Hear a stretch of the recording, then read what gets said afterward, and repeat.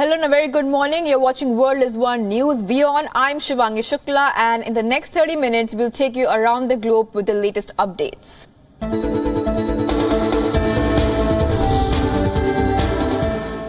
Chinese President Xi Jinping will hold an informal meeting with Indian Prime Minister Narendra Modi on April 27th to 28th in Wuhan, capital city of central China's Hubei province. Chinese State Councillor and Foreign Minister Wang Yi made the announcement after talks with visiting Indian External Affairs Minister Sushma Swaraj, who is on a 4-day visit to China. India's Defence Minister Nirmala Sitharaman will visit China today to participate in a meeting related to the upcoming summit of the Shanghai Cooperation Organization. Sitharaman is likely to have bilateral meetings with a number of Chinese leaders. She will be in China until April 25th.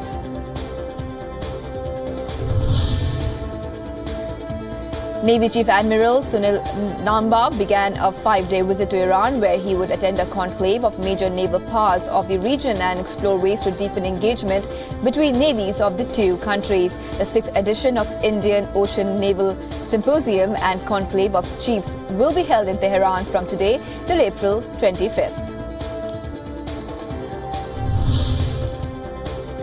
Seeking to reach out to Dalits, Congress President Rahul Gandhi will today launch his party's nationwide Save the Constitution campaign aimed at highlighting alleged attacks on the Constitution and the community.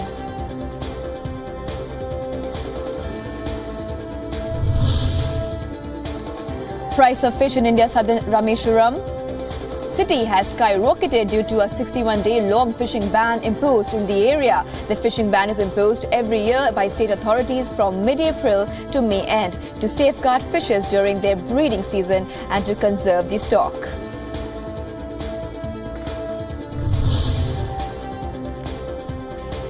Members of the transgender community in India's eastern Kolkata city staged a protest to condemn the rising rape incidents in the country and harassment of members of the community. Protesters holding posters raised slogans as they took to the streets to demand better protection for women and members of the community.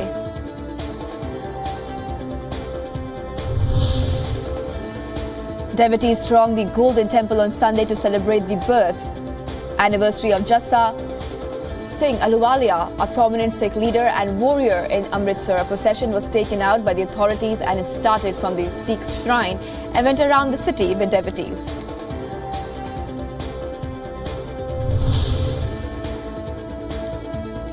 Exiled spiritual leader of the Dalai Lama said Tibet will remain within the premises of China if the Tibetan areas recognized by Beijing as their own have the same rights as them.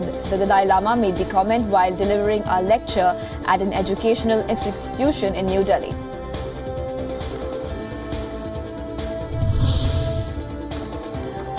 Thousands attended a rally in Pakistan's Lahore city demanding rights for ethnic Pashtun citizens and others. The leaders of the Pashtun Tahaffuz movement, Manzoor Pashtun, addressed protesters calling for an end to enforced disappearances, extrajudicial killings and other alleged rights abuses.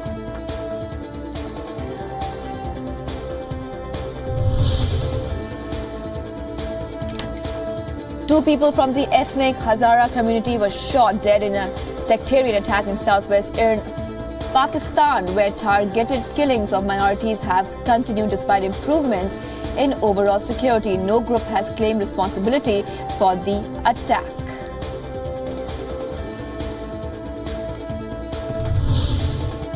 The President of the United Nations Security Council said that the member states had taken steps to start a dialogue about Syria at the informal meeting in the Swedish countryside. Giving a brief statement, Gustavo Meza Cuadra said they agreed it was time to recreate a dialogue and for the Council to be constructive and dynamic.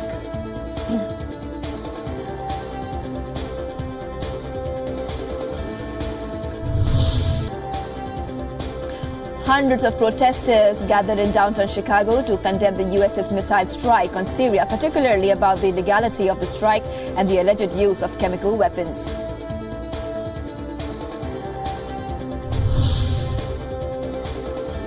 The Syrian regime takes journalists on a press tour in Dumayr, east of Damascus, showing weapons seized from rebels after regime forces retook control of the rebel-held area.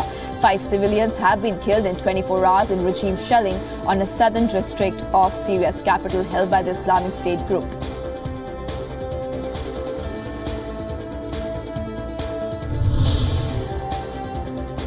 United Nations Syria envoy Staffan de Mistura said after what he called a terrible period last week, a weekend informal Security Council meeting had managed to bring down the temperature. De Mistura said it was clear there was agreement on the need for a political solution, but that trust was missing among the main players.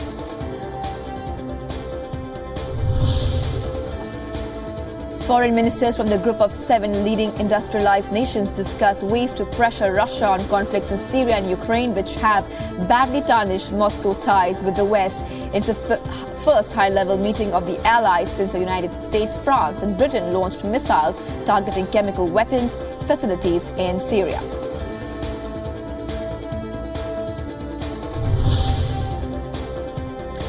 United Nations Secretary General said the world is facing new threats from climate change and cyber warfare, as well as more traditional problems such as chemical and nuclear weapons. Guterres welcomes recent news that North Korea is set to halt its nuclear program.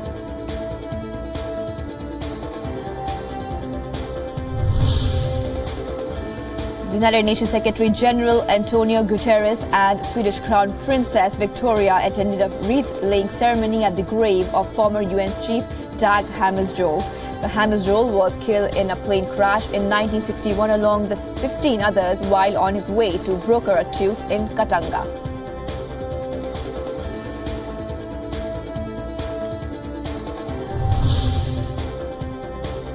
Nicaragua President Daniel Ortega announces that his government has decided to scrap a highly controversial reform of the country's pension law that sparked 4 days of deadly protest, leaving at least 24 people dead.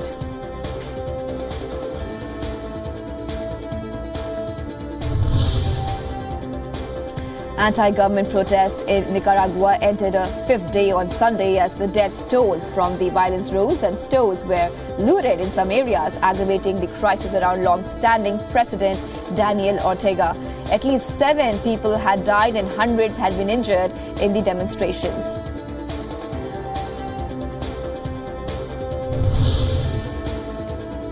Pope Francis called for an end to the violence in Nicaragua. Speaking to tens of thousands of people in St. Peter's Square, Francis called for an end to every form of violence to avoid the useless shedding of blood. He has also called for differences to be resolved peacefully and with a sense of responsibility.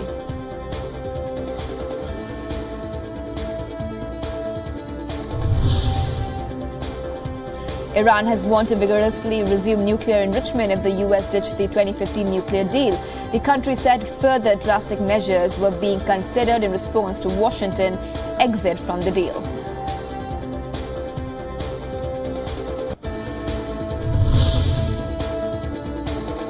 The fate of the Iran deal will be a key issue during French President Emmanuel Macron's visit to the United States today. In an interview, Macron said he has no plan B for the Iran nuclear deal and that US should stay in the agreement as long as there is no better option.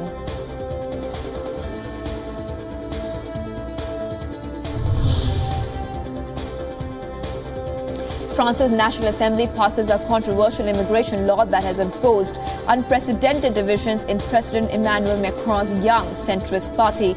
After 61 hours of debate, the measure was approved in a vote of 228 in favor, 139 against, and 24 abstentions.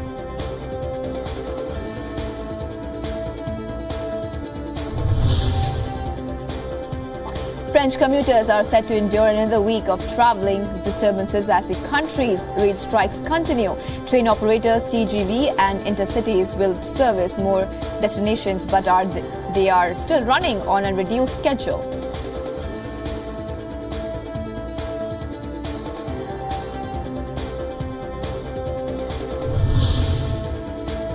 Tensions erupt between a group of anti-fascist demonstrators and French police forces at the Italy-France border in Mugenève. The protest was organized in response to a right-wing Generation Identity Movement protest in the Alpine Pass that took place earlier during the weekend.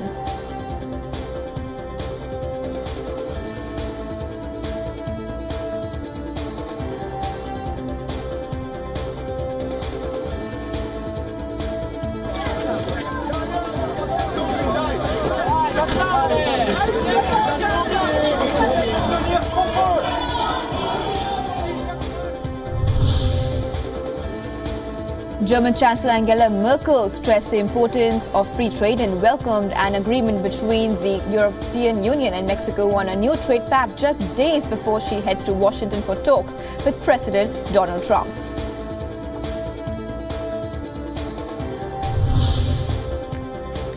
German Chancellor Angela Merkel and Mexican President Enrique Nieto inaugurated the Hanover Technology Fair, welcoming the good commercial relationships between their two countries.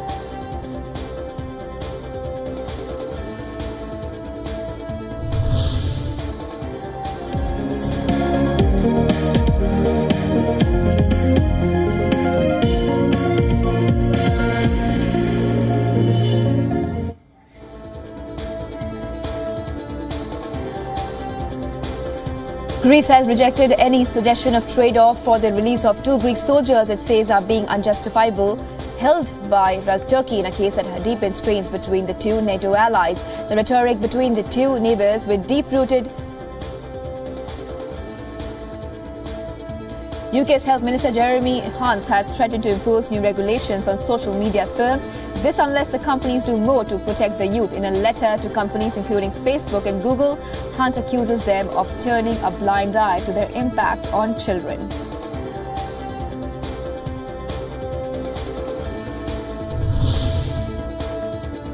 A gunman shot and killed at least 4 people and injured 3 others at a restaurant in Nashville in the United States. The suspected shooter, identified by authorities as 29-year-old Travis Renking, was still at large and murder warrants are being issued for him.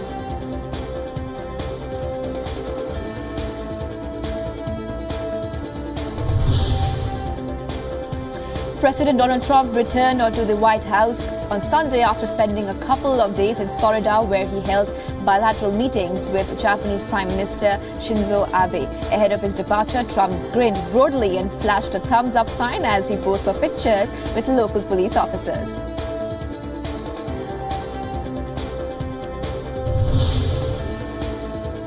Former New York Mayor and billionaire Michael Bloomberg said he will write a $4.5 million check to cover this year's U.S. financial commitments to the Paris Climate Agreement. President Donald Trump last year pulled the United States out of the pact, making the country the only one opposed to it.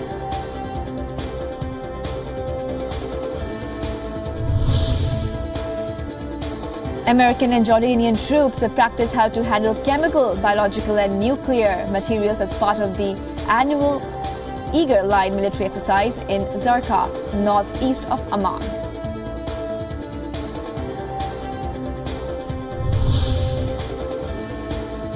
The first museum dedicated to Palestinian art in the U.S. opens its doors in Connecticut. Its founder, Palestinian-American businessman Faisal Saleh, says it's a way to change the narrative about his people and give insight into who they are.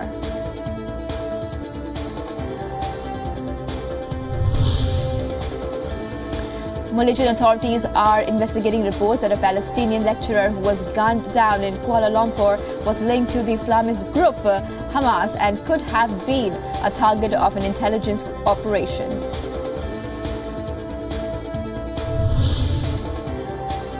The death toll from a suicide attack in Afghan capital of Kabul has risen to 57, with over 110 others wounded. The blast occurred in front of a local school where a voter registration site is located.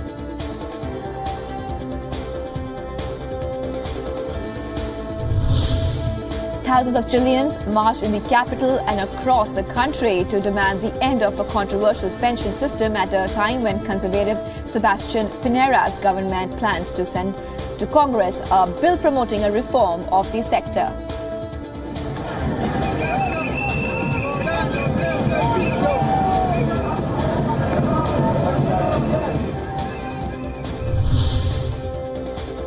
The electoral campaign kicks off in Venezuela, where despite unpopularity and deepening economic crisis, President Nicolas Maduro seems such a certainty for re-election that only little-known evangelical pastor Javier Betushi has found the faith to run against him.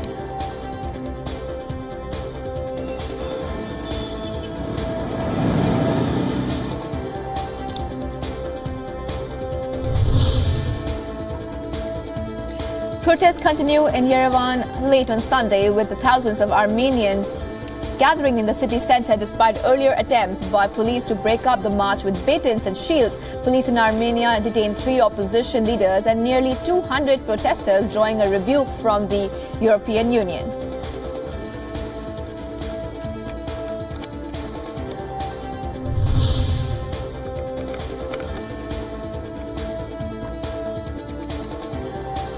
Dozens of soldiers temporarily threw a cordon around a public square in Madagascar's capital, where opposition protests against new electoral laws have left 2 people dead in the restive island nation.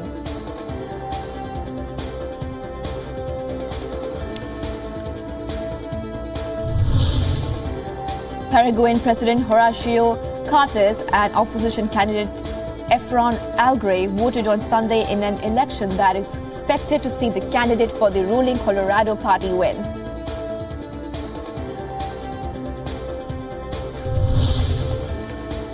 A Canadian man was lynched in the Peruvian Amazon after residents of a remote village accused him of killing an 81-year-old medicine woman a day earlier. Olivia Arevalo was shot twice and died on Thursday near her home in the Amazonian region of Ucayali.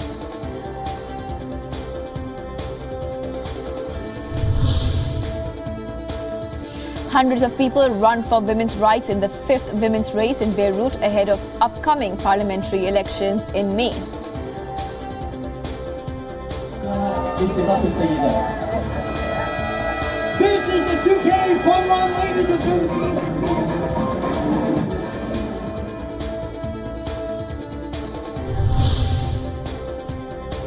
Britain's Pippa Middleton, the younger sister of the Duchess of Cambridge, is pregnant with her first child. Middleton gained global fame when she acted as maid of honor at the 2011 wedding of her sister Kate to Prince William. The baby is due in October.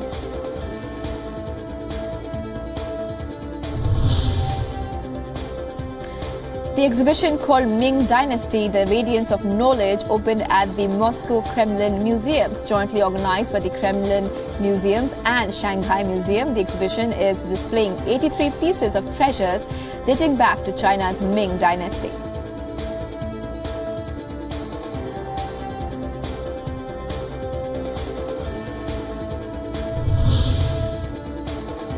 Nineteen libraries in Shanghai jointly organized a reading contest attracting 1,600 book lovers. The marathon reading contest, held ahead of the World Book Day or World Book and Copyright Day, aims to arouse people's reading interest.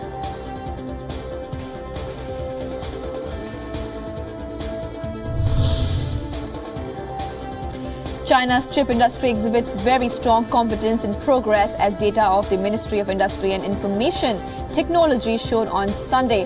The annual compound growth rate of the industry from 2013 to 2017 reached 21%.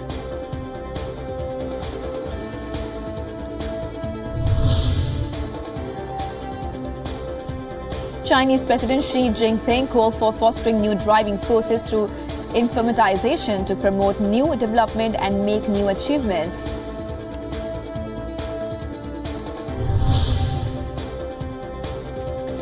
The Chinese People's Liberation Army Navy has strengthened high sea and live fire training to improve its far sea defense capabilities.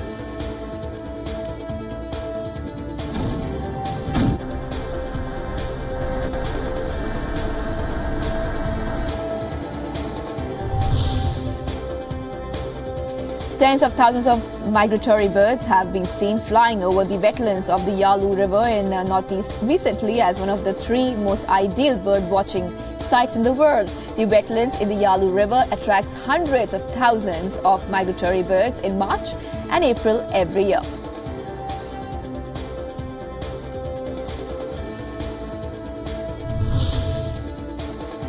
British choir The 16 made Vatican history as their performance of James Macmillan's Stabat Mater became the first ever concert to be live streamed from the Sistine Chapel. The choral group were visibly moved as they performed in the chapel.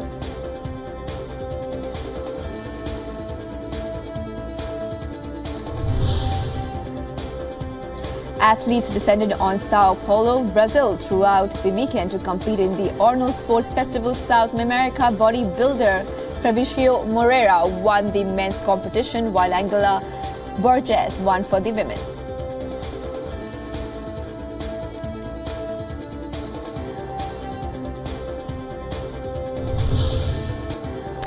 Crowds gathered in Stockholm in Sweden to pay tribute to EDM star Avicii in a memorial dance party. Avicii found dead in Muscat at the age of 28.